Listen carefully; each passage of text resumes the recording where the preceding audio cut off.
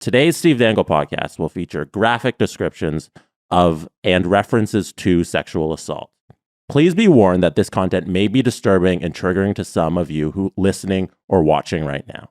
Also be advised that if you have any children who listen along with you, or if you yourself are underage, this content will not be appropriate for all audiences. Yesterday, Rick Westhead released a report that revealed that Hockey Canada and the CHL have settled a lawsuit over alleged sexual assault involving members of Canada's gold medal winning 17-18 junior team. Now, Steve, this is going to take a little bit here. Yeah, that's totally fine. I have a section of Rick Westhead's piece that I'm going to read directly from because I feel like this important information needs to get out there.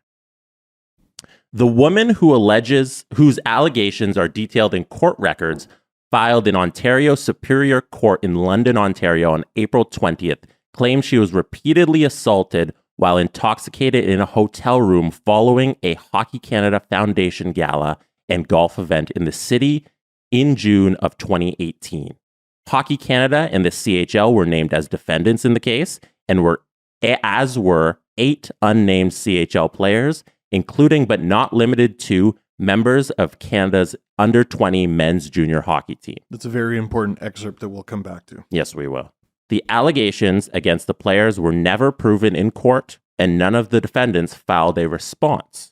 The plaintiff identified in court records as EM asked a judge to award $3.55 million, and Robert Talek, the plaintiff's London-based lawyer, confirmed to TSN his client accepted a settlement in the case.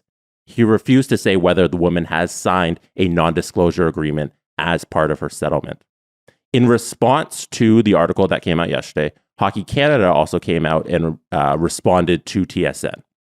Their spokeswoman said, "As soon as Hockey Canada became aware of this matter in 2018, we contacted local police authorities to inform them.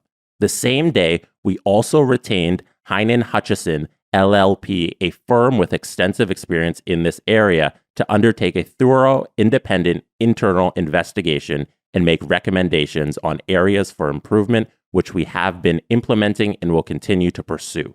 The person bringing the allegations forward chose not to speak with either police or with Hockey Canada's independent investigator, and also chose not to identify the players involved. This was her right, and we fully respect her wishes. We have settled this matter, and as part of that settlement, we will not be commenting further."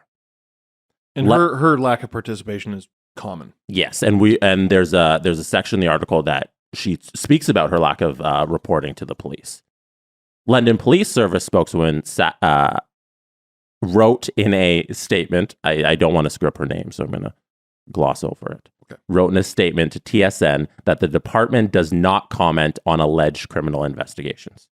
The CHL president also wrote in a statement that the league was notified about the lawsuit in early May and was deeply troubled by the allegations. According to the lawsuit, the alleged assaults took place in the early morning of June 19th, 2018, during a 2-day Hockey Canada event in London. The World Junior team was being honored for winning the gold medal and beating Sweden 3-1. The defendant players allegedly bought the woman a number of alcoholic beverages and shots, and she became separated from her friends, growing more intoxicated as the night progressed. The plaintiff said she showed evident signs of intoxication, including glassy-eyed, slurred speech, as she left the bar with one of the players, John Doe 1, and went with him to the Delta London Armories Hotel. After she engaged in sexual acts with him, John Doe 1 invited the remainder of the John Doe defendants into the room without the knowledge or consent of the plaintiff, the lawsuit alleges. According to the lawsuit, the players directed her to fondle her genitals, perform oral sex on them. The players also allegedly straddled the plaintiff while placing their genitals in her face, slapped the plaintiff on her buttocks, spat on her, ejaculated in and on her, engaged in vaginal intercourse with her, pressured her from leaving the room when she tried to, and engaged in other sexual activities with her.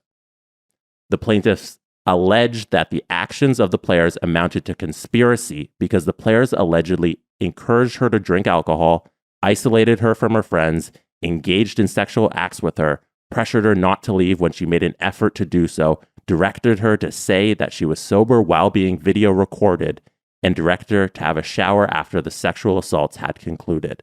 She also alleged that the John Doe defendants pressured her not to report the players to police and to not cooperate with criminal investigation after it was initiated. That's the concludes the part from Rick Westhead's story. It broke yesterday, midday, and after the story broke, the NHL did respond directly to the story, and they released an official statement that says, 2 days ago, the National Hockey League was advised of a lawsuit involving sexual allegations filed against 8 unnamed members of the 2018 Canadian World Junior Hockey Team. We were subsequently provided with the statement of claim containing allegations of behavior that is both abhorrent and reprehensible.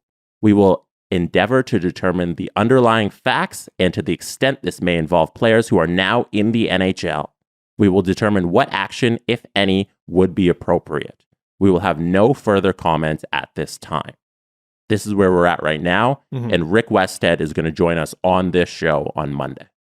Not on Monday. Not Monday. But soon. We haven't figured out a date, but he's coming on. Next week, hopefully? Hopefully. Okay. Hopefully. Okay. Rick Westhead will be on. If not next week, then the following. He's busy. He's a busy guy. He's working on a lot of things, and this is a story that I assume he's worked on for a very long time. It goes without saying, the allegations are awful. They're grotesque. And, like a lot of you, I couldn't help but, basically all of Hockey Twitter did the exact same thing. They're like, okay, who was on that team? And that team is almost exclusively in the NHL or has played NHL games, almost exclusively NHL draft picks. But there was an excerpt there that I told you to flag, and I have it here in my phone, that caused a bit of confusion. So here's the excerpt. Hockey Canada and the CHL were named as defendants in the case, as were 8 unnamed CHL players, including but not limited to members of the Canada U20 men's junior hockey team. The hockey players are identified in the 18-page statement of the claim as John Doe's 1 through 8. So again, 8 unnamed CHL players, including but not limited to members of the Canada U20 men's junior hockey team.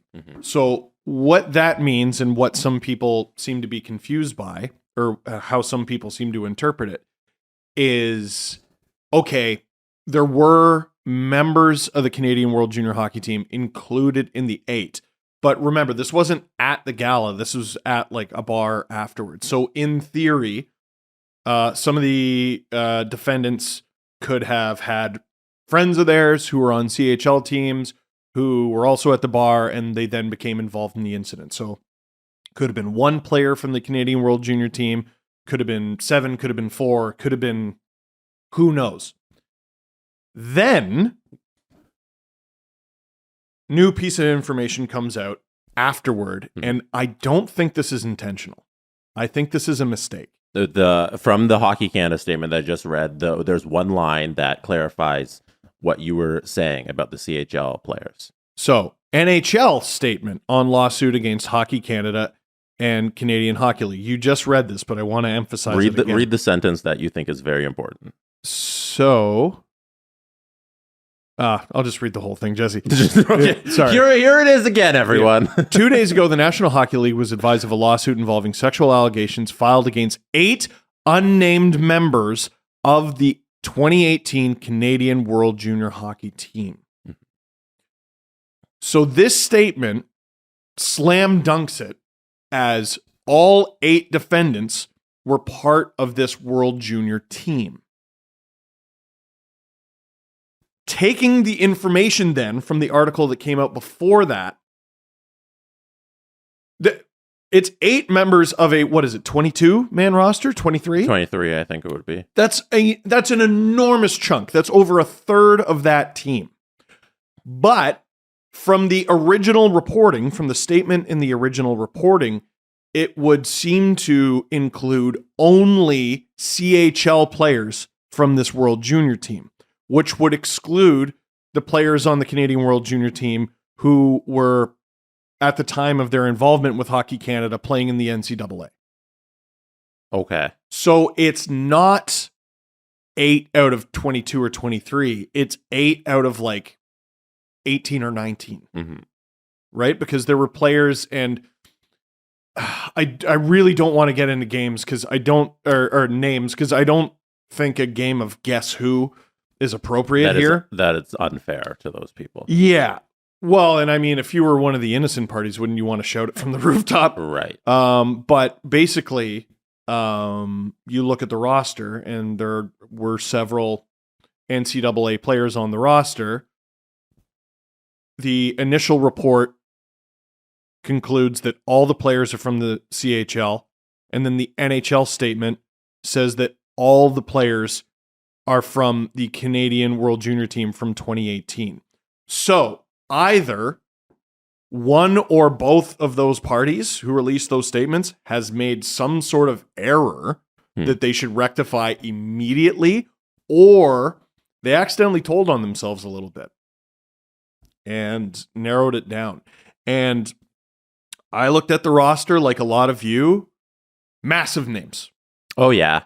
Stars. That's the one thing that really jumped out to me. It was just the amount of current NHL day stars who are playing in all-star games, who are amongst the top 10 most talented players in the league. Yep. And I think that's why fans jumped on the part where they were like, okay, we know it's 8 people from this team in particular, because fans are scared to own this guy's jersey. They're afraid to go to the arena and cheer for them if they were somebody who was involved in something like this that's so disgusting and grotesque. Members of that team are either award winners or future award winners. They're all-stars, like you mentioned. Members of the Blackhawks organization, which is worth flagging, because if any team is going to want to get something as right as possible, you'd think it'd be them. And some members of that team are currently overseas wearing a Team Canada jersey, playing for Hockey Canada. Mm-hmm. So, here we are again. It's an inconvenient time of year for this sort of news to be breaking. Inconvenient for the hockey, like the NHL. Yes, yeah. But if I'm not mistaken, Rick Westhead's reporting on what would later become the Kyle Beach story began in May. It first broke in May of 2021, and we followed it all throughout the summer. This is huge. This is, I'm sure I don't need to drive home how important this story is. And I don't see how they can do nothing here. I don't see how the NHL can do nothing. Now, this, the survivor, got a settlement, and she seems to want just privacy and peace. I'm not sure what the outcome of all this is. I'm kind of stumped. Me neither. I'm not gonna lie. I think it's right now. We're gonna ask Rick about this. Obviously, he's the one who's gonna have some indication on how it's gonna move forward. But I don't want to play the guessing game on how I think this is gonna unfold or what the NHL is gonna do. But there's gonna be a subsequent statement. There's going to be something else. Hopefully there's another shoe to drop. And like with the Kyle Beach situation and how that unfolded over several months, I hope it's the same way from the fans of the game of hockey, where we don't let them forget this, that we are very upset and we continually hammer at this story as long as it's on the top of our minds, and we keep it there. We can't let it go away, because if we let it go away, then there's nothing else. But I hope that there's something coming, Well, even the Beach story, when it first broke, it was sort of, I don't want to say broken interest. People seem to be questioning. They're like, is this a big deal? Mm-hmm. This seems like a big deal. Should we be discussing this? Because it kind of seems like a big deal. And we all sort of had that conversation. And sometimes, like, we're not a news breaking podcast, right? We're a reactionary podcast. We react to the news. Mm-hmm. And this was one of the times where you and I and Adam looked at a story and went, this is not getting nearly enough attention. I would like to think that the community at large has learned over the past year, and this, I don't know, news cycle, I guess we could call it, will go a little differently. That's going to play out over the weeks and months. I'm going to say, I don't want to name names on their reporting in the story, so this isn't like calling them out or anything. But when Cal Beach first came out, nobody talked about it in the mainstream hockey media. I'm just going to say that. Mm-hmm. You know, everybody shied away from commenting on the story, from reporting it, for following up, to looking into it. And then now we see, okay, now we have another incident where it's a terrible act of sexual assault among hockey players, some maybe currently in the NHL. And at least I saw during the middle of a playoff game, they had Friedman talk to McLean, and he said the story is something that exists. You know, he described that the lawsuit happened. They at least acknowledged it. Yeah, I haven't seen that. That's obviously I was streaming. You're in the middle of your own intermission, yeah. But it's such a baby step, and I wish they would go further. But at least now we're in the realm of people recognizing their mistakes from what happened with Cal Beach and the reporting on that. And now we're getting an actual, okay, the story broke. Let's go to television and talk about it. Yeah. That's at least one step forward. I would like to see more leaps being made, but at least it's a step. Yeah, this is a tough one. I can't wait to talk to Rick, because there are a number of legal roadblocks in the way here. Yeah. I don't know if we'll ever know the full story. Mm-hmm. And if that's what the victim wants, then that's where we have to leave it. I mean, you have to respect their wishes, don't you? Mm-hmm. I'm not gonna lie, I don't know how this ends. Me neither.